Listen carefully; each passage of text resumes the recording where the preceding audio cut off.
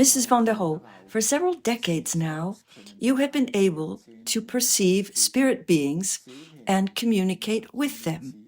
Many people often have a close bond with their pets. Are animals as well living on in the hereafter after their death? And did you ever also perceive these deceased animals? Yes, of course. You may perceive them from time to time. I, in fact, remember a cat that had to be put down, and a colleague of mine called me asking me to accompany this process. It was very easy to follow the cat slipping out of its earthly body. First of all, sniffing around in the vet's office a little bit. So I thought, isn't anyone there to pick it up? But there was still another being there, patiently waiting until the cat had finished its rounds. We also had to have our own cat put to sleep a few years ago. So we sat, sadly, in the car for a few minutes as we had to recover from the ordeal. And a little later, we saw the cat floating up from the doctor's office. It was just our cat that was there, and this was so beautiful to see. It was very comforting as well. Then you can say that animals as well are cared for during their transition into the other world? Yes, definitely. We already know that humans, as well as animals, are all cared for and supported. There are some other good examples of this. A dog owner said to one of my friends, "We had to put the dog down. It was in so much pain." She occasionally had visited this friend, who is also a sensitive, together with the dog from time to time. Afterwards, the morning after the dog had been put down, this friend saw it lying comfortably on the carpet in front of her bed. There is a second example I was allowed to experience some time ago. Our neighbors told us that they unfortunately had to give up their large apartment and move into a retirement home. So this neighbor told us that the dog would have to be put down, and I objected. But the dog isn't that old yet. And he replied, "A loyal dog that has been with someone for so many years and might only have 2 or 3 years left to live in a dog shelter, it is put down as is usual with us." And he also told me exactly when this was scheduled. Afterwards, then, thoughts were passing through my mind, such as, now the good woman will be missing her dog. But I was surprised to see the dog there. The spirit of the dog was there. It was in the kitchen. Then it went into the living room, then back to the kitchen, just like before, when it was a faithful companion to this woman. Many years later, I heard that these 2 elderly people had passed away, and this woman and her love for animals immediately came to my mind again, and I was able to connect with her, and this, of course, with the help of the spiritual helpers, as usual. I then saw her in a kind of spiritual village. The spheres over there are huge, and she was on one of those levels in a spiritual village where, in her free time, she was allowed to take a fairly long walk to the enclosure on the level where her dog was. It was possible to exactly observe how the dog could pick up her scent from afar, knowing, here comes my former mistress. And right at that point, it was at the fence, as is usual with dogs. She was caressing it a little, speaking sweetly to it, whereupon she set off on her way back. This was what she wished to do in her free time, and so she did it. When I asked her about her husband, my companion said, "He is 2 levels higher. He's more mature." He also had brought along in his heart a more comprehensive knowledge. So he was trained as a supervisor for a smaller group of newcomers, whom he had to teach, comfort, and care for. And this involved almost round-the-clock care. And this task was more important to him, knowing for sure his dog was doing very well. Well, and the best part I don't want to forget. A long time ago, we were on a car ride when a butterfly hit our car window. Whereupon I saw an even more beautiful, slightly transparent butterfly just flying away. Afterwards, I had to look at the window again to make sure that what I had seen was really true. And indeed, the butterfly's earthly body was stuck to the windscreen of the car. And without pausing for a second, the spirit of the butterfly was flying on quite elegantly. Are animals also picked up when passing away, as can be observed when humans die? Yes. The nice thing about animals is that they are picked up by animals of their own species. I have experienced this several times.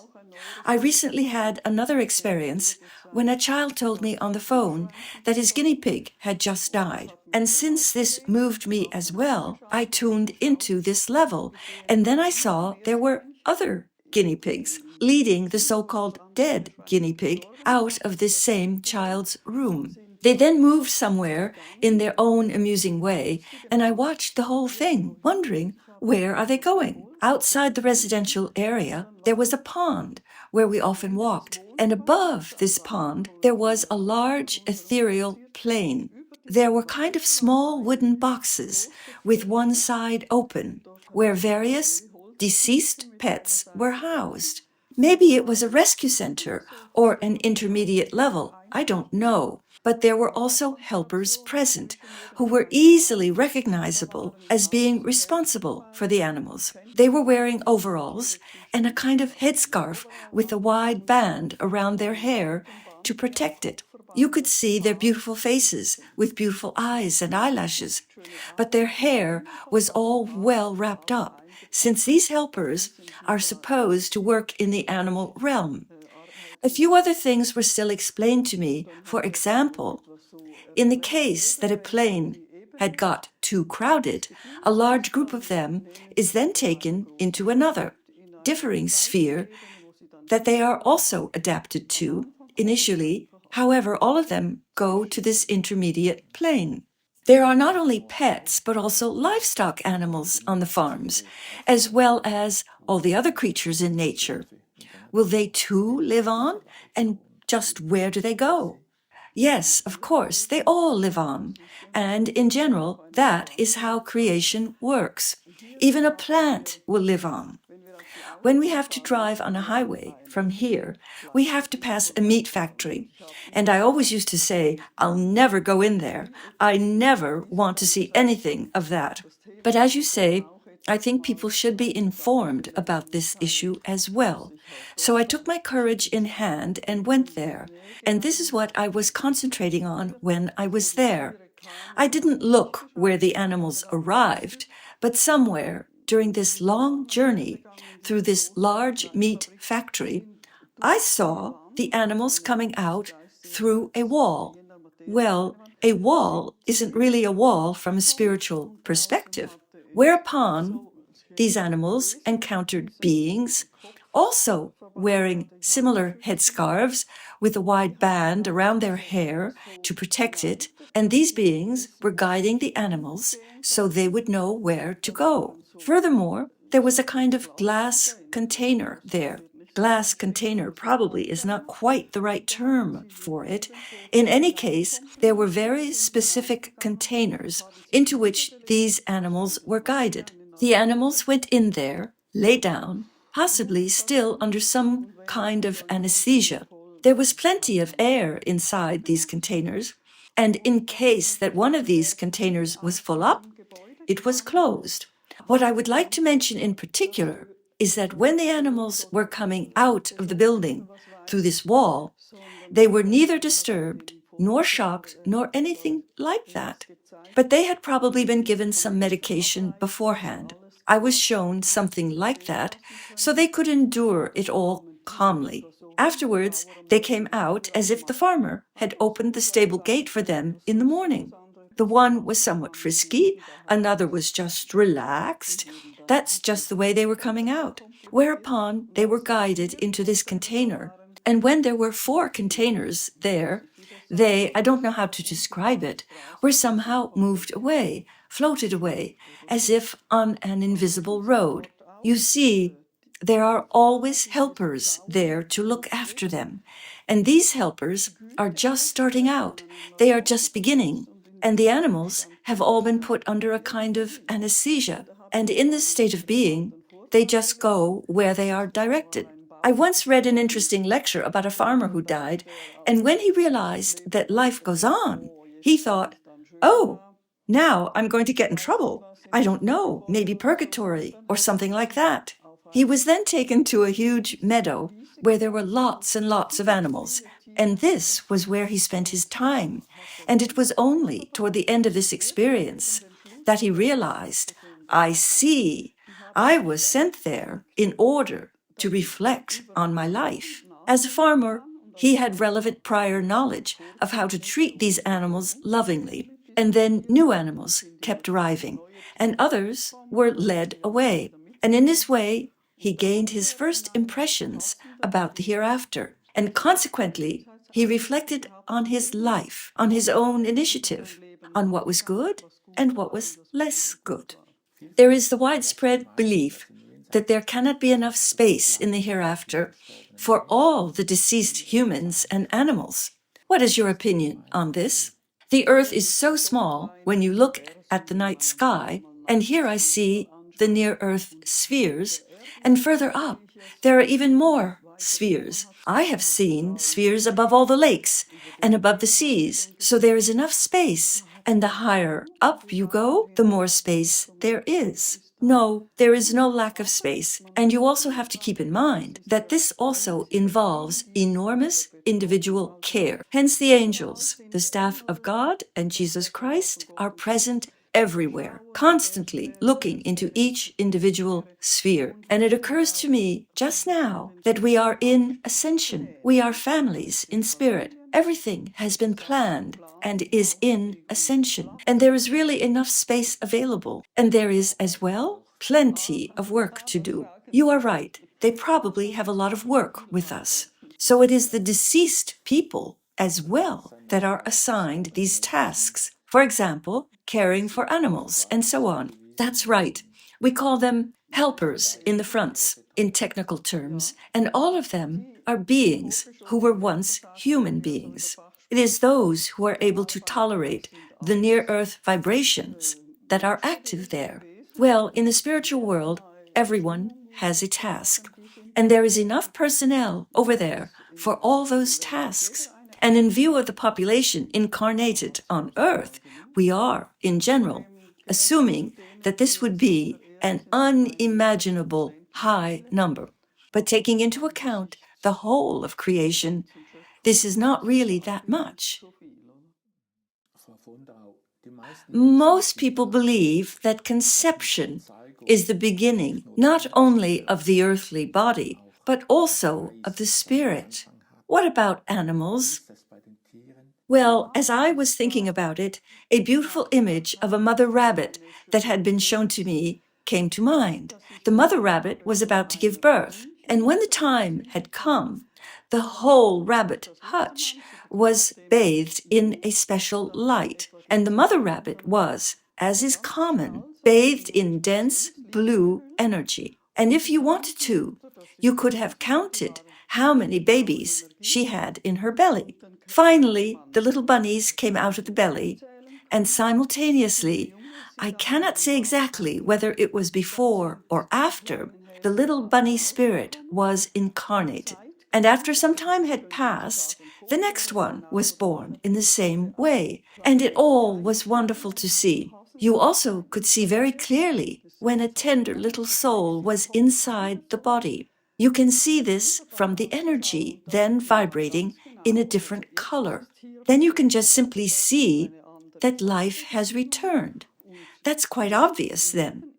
Something small and weakened has been born, and the next moment, life has been planted into it. And this is something very impressive. The being around me drew my attention to a weakened little one that was not viable. Hence, no spirit body could be planted into it. And this would be a stillbirth. It all was very aesthetic, beautiful, also the brightness emanating. from the little spirit bodies of these tiny, newborn creatures was really beautiful to look at. So, to put it simply, the life of every creature originates from the spiritual world. Yes, it originates from the spiritual world, and at the moment of birth, it is planted into the body. But sometimes people have misconceptions as to this issue. In fact, the embryonic body develops, whereas the soul that one day is supposed to animate and enliven it has been assigned to it well in advance. But only at the moment of birth has life entered. As is always being said, only after a baby's first cry can it be said life has entered. Not at conception. You're right, not at conception. Possibly already assigned, planned, but not incarnated. Recently, you had an interesting experience with your deceased aunt. Well, it was like this. Somehow she had been led to me, and back then I had no idea why. When I looked at her, I realized she looked the same as she did a few days before her death. So she was still wearing an old dress, and I thought, something is really wrong here. And when I questioned this, she didn't really say anything. She rather appeared helpless, unapproachable. My spiritual companion told me then that she was now in a kind of pre-heavenly state. He in fact used a different word for it, where lots and lots of beings gather, assuming that if they prayed a little during their earthly life, they would meet Christ directly. These beings would be difficult to convert. Nevertheless, they are to attain enlightenment on their own. I pointed out to my companion that my aunt had died 25 years previously. But as we say with God, 1,000 years are like a day, and also that the angels have a lot of patience. Those angels visiting that sphere as well dress very simply for this purpose. However, those in this state must gain true insight themselves. And it's certainly not that I am worthy that I should stand before Christ. Well, this was the experience I had. I recently saw in the neighboring parish some deceased ladies standing next to the church door. These were probably the very important people of this community. And when I approached them, they were not at all pleased to see me, so I distanced myself a little. I asked my companion, who said, "You know, they're here because they're waiting for their saint. They didn't want to follow the simply dressed angel. They were just waiting for their saint. Maybe eventually they might realize that St. Anthony is not coming to earth." So each of these ladies had her own saint. There are countless animals in nature, and for many people, it is almost inconceivable that the spiritual world is able to manage all living beings. When mosquitoes or houseflies die, there are subtle energy clouds formed which absorb everything. But even in this case, there is oversight everywhere, and everything is cared for. And when people mistakenly think they can be transported into the afterlife by means of poison or something similar, this is certainly due to a development they had to go through. But still, everything is well looked after.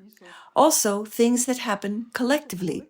All deceased bees go somewhere, all deceased flies go somewhere else, and we, too, are actually going somewhere. And even if there was no angel or relative there to pick us up, which will not happen, in fact, but if it were the case, then with absolute certainty, we would be drawn to a corresponding level which resonated with our aura. And this also goes for lower creatures. Everything is regulated and is working wonderfully. Tell me, if people have a pet that is ill, very ill, then they do not have to feel guilty about having it put down? Can this be understood like this? Yes, I see it this way too. When you see an animal suffering and you can't help it, I think this is the right way. Also in the sense of the spiritual world. And we can feel confident that the animals are better off and being cared for afterwards. And if you have lived a righteous life, you can visit your pet later on, because the death of an animal as well is not its end. The dog's or the cat's spirit lives on. Mrs. Vonderau, thank you very much for this interview. Thank you for your interest.